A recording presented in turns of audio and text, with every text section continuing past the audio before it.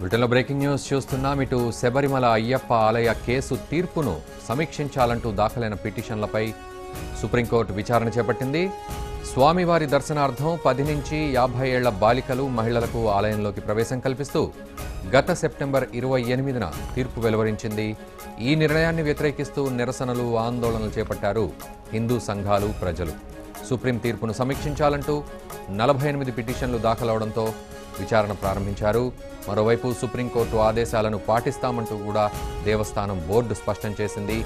శబరిమల కేసులో ఇటు ట్రావెన్కోర్ బోర్డు తన వైఖరి మార్చుకున్నట్లుగా బులెటిన్లో బ్రేకింగ్ న్యూస్ చూస్తున్నాం. రివ్యూపై తీర్పును రిజర్వ్లో ఉంచింది సుప్రీంకోర్టు. మరోవైపు బులెటిన్లో బ్రేకింగ్ న్యూస్ చూస్తున్నాం.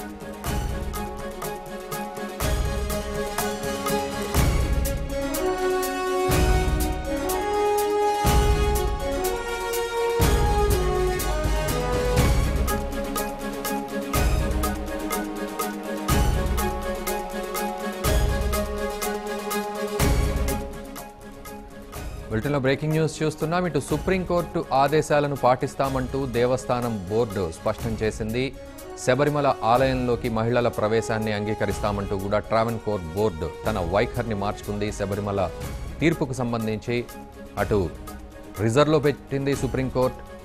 అయితే తీర్పును సమీక్షించాలంటూ దాఖలైన పిటిషన్లపై సుప్రీంకోర్టు విచారణ చేపట్టి స్వామివారి దర్శనార్థం 10 నుంచి 50 ఏళ్ల బాలికలు, మహిళలకు ఆలయంలోకి ప్రవేశం కల్పిస్తూ గత సెప్టెంబర్ 28న తీర్పు వెలువరించింది సుప్రీంకోర్టు. అయితే ఈ నిర్ణయాన్ని వ్యతిరేకిస్తూ నిరసనలు, ఆందోళన చేపట్టారు హిందూ సంఘాలు, ప్రజలు. అయితే సుప్రీం తీర్పును సమీక్షించాలంటూ 48 పిటిషన్లు దాఖలవడంతో విచారణ ప్రారంభించారు. మరోవైపు దేవస్థానం బోర్డు కూడా సుప్రీంకోర్టు ఆదేశాలను పాటిస్తామంటూ స్పష్టం చేసింది. శబరిమల కేసులో వైఖరి మార్చుకుంది ట్రావెన్కోర్ బోర్డు.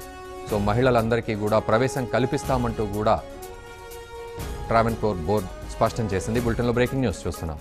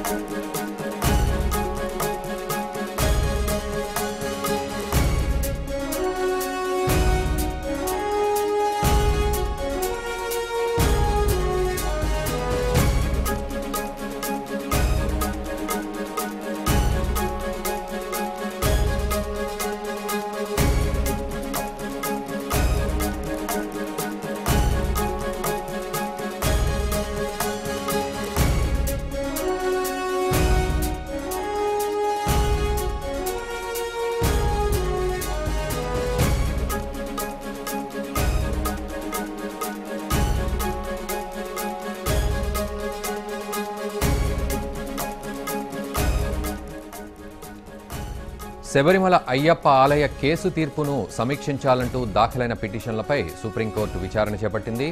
స్వామివారి దర్శనార్థం 10 నుంచి 50 ఏళ్ల బాలికలు, మహిళలకు ఆలయంలోకి ప్రవేశం కల్పిస్తూ గత సెప్టెంబర్ 28న తీర్పు వెలువరించింది. ఈ నిర్ణయాన్ని వ్యతిరేకిస్తూ నిరసనలు, ఆందోళనలు చేపట్టారు హిందూ సంఘాలు, ప్రజలు. సుప్రీం తీర్పును సమీక్షించాలంటూ 48 పిటిషన్లు దాఖలవడంతో విచారణ ప్రారంభించారు. మరోవైపు శబరిమల ఆలయంలోకి మహిళలు ప్రవేశాన్ని అంగీకరిస్తామంటూ కూడా ట్రావెన్కోర్ బోర్డు తన వైఖరిని స్పష్టం చేసింది. సుప్రీంకోర్టు ఆదేశాలను పాటిస్తామంటూ కూడా బోర్డు స్పష్టం చేసింది. పూర్తిగా తన వైఖరి మార్చుకుంది ట్రావెన్కోర్ బోర్డు శబరిమల కేసుకు సంబంధించి.